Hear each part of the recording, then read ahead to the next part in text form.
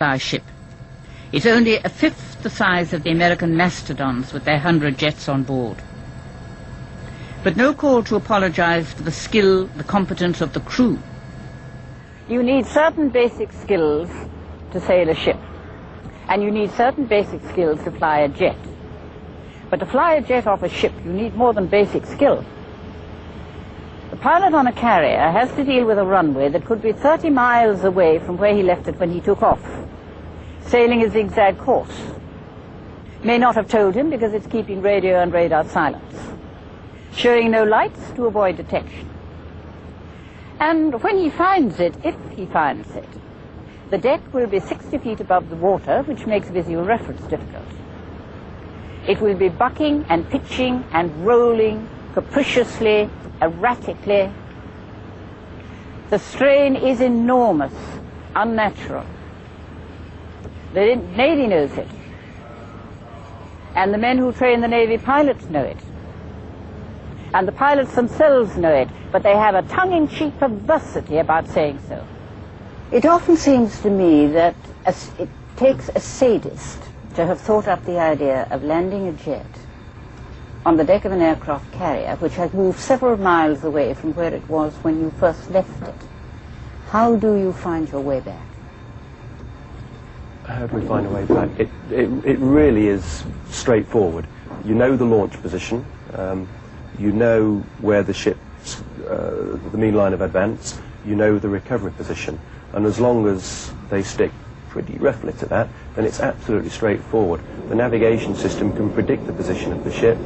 You've got a radar to find the ship, you've got ship's radars, if it needs be, to get yourself back to the ship. It's a non-event, it really is. And in some ways it's easier than finding an airfield, because it's there and it's unmistakable. In poor weather, finding an airfield can sometimes be difficult, because it blends in with the background, for example. Well, the ship never does that. You know it's an aircraft carrier, you know it's there bobbing up and down, it's unmistakable. So it really isn't a problem. But in wartime, when you're having radio silence, right, and it is manoeuvring. Right. Well, that's when the problems come, when the ship is radio and radar silent, when you're required to be radio and radar silent within a given range, and you don't have any other aids to get back. It's a cross between mental DR and using the inertial kit in the aeroplane to come back to a rough position and hope to find the ship. You always reserve the right, of course, that when the fuel's getting low and you really don't know where the ship is, all those rules go out of the window for aircraft safety, even in a war. But we managed in the Falklands without any instances, I think, without any instances at all, to get back to the ship in completely radio and radar out during the daylight hours. And there were no problems. When the helicopters patrolled for as long as 6 hours without a break, Invincible could have covered a couple of 100 miles. Look, supposing there was a real shooting war, and you go out and you detect a submarine. You send signals back to Invincible. There's a submarine, the area. Invincible then changes course very fast indeed to get the hell out. And because there's radio silence, doesn't tell you that it isn't where you left it. How do you get home?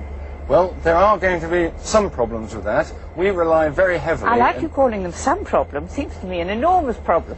Hopefully not, because we spend a great deal of care and attention in our briefing procedures and in our means of knowing what people are going to be doing, and if they're unable to do it, alternative plans. It may be that, in fact, we're Invincible required to go at very short notice, fast, a long distance away from us, then indeed we would have to go and land on another vessel, perhaps a Royal Fleet Auxiliary, or indeed one of the Type 22 frigates that might be operating with us. So we would plan the contingencies to make sure that if it really was not essential, or it was essential rather, to send Invincible away at that sort of short notice, that we would have alternatives up our sleeve, as it were, to ensure that we weren't a wasted asset and unable to get home. It might be true that in the real heat of war, the command may have to make a decision that an aeroplane is less important than some other particular task that has to be done, and that would indeed be one of the more difficult but often essential command decisions made at sea. So in the worst case, you would be expendable? I don't think expendable. I think if one is expendable, one would feel there was no way that one would recover or survive. Certainly the aeroplane would have to land on the sea if it couldn't find anywhere else to go, but we would then hope that in a later stage, rescue operations would be conducted and we carry a great deal of equipment to assist people in relocating us. But I would personally feel that would be a very extreme situation.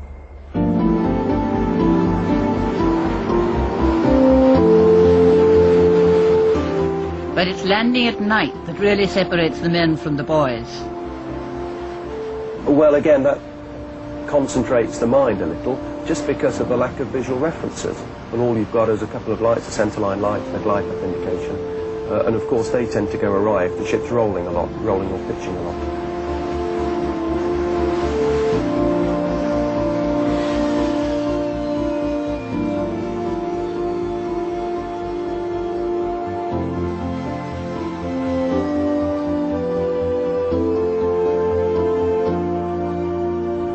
What makes you take on the sort of extra misery of flying for the Navy?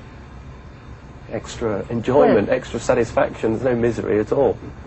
Not Now at come, all. you could have had a lovely time in the RAF. Nice fixed airfields, diversionary airfields, all these things laid out on a map, instead of hunting for a little carrier in the middle of the sea. I'd have been bored, I think. Would you? Yes, I think so, yeah. Not every good pilot's got the right temperament. Often take the strain. Not just the strain of flying from a drunken rolling runway, but the strain of a weapon and a radar system that would normally be the work of 2 men in a 2-seat jet. Invincible's deck can't take the extra weight. They're precious, these Harrier pilots. Cost the Navy £4,287,000 to train, and leave all too rapidly for richer, quieter lives with the airlines. I've grown since I wore that last.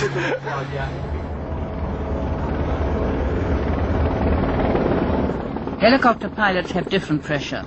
Long, wearing 6-hour patrols, policing the seas for submarines. Off they set for work like businessmen carrying their briefcases.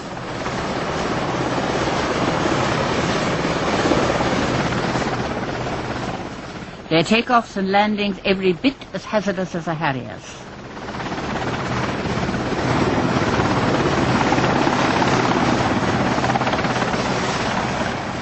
Six hours up there isn't easy. When you slow down, you're totally, you're drained, full stop. Your brain, your body is drained. What we do is you get airborne for 5 hours and you're there constantly. From, I'd say, an hour and a half before you take off, you brief, yeah? From that time onwards until you land on, an hour after, that's about nine hours at a time. You're there, you're mentally stressed and that, because the fact you're flying and that all the time. And your workload is at the limit.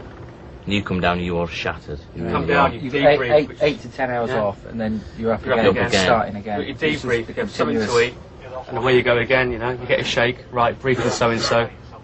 Same briefs, up you go again, do the same, If you've got an exercise now for about, say, 6 weeks, and that's all we have, it's constant 6 weeks of hard work, non-stop. And at the end of the 6 weeks, you are really shattered, you are worn down. You're either sleeping, flying, or eating. That's all you do for the whole 24-hour period. You actually lose track completely of time. Right through the ship, relentless pressure. Not just aircrew, everyone. 24 hours a day for the 2, 3, 4 months that they're at sea.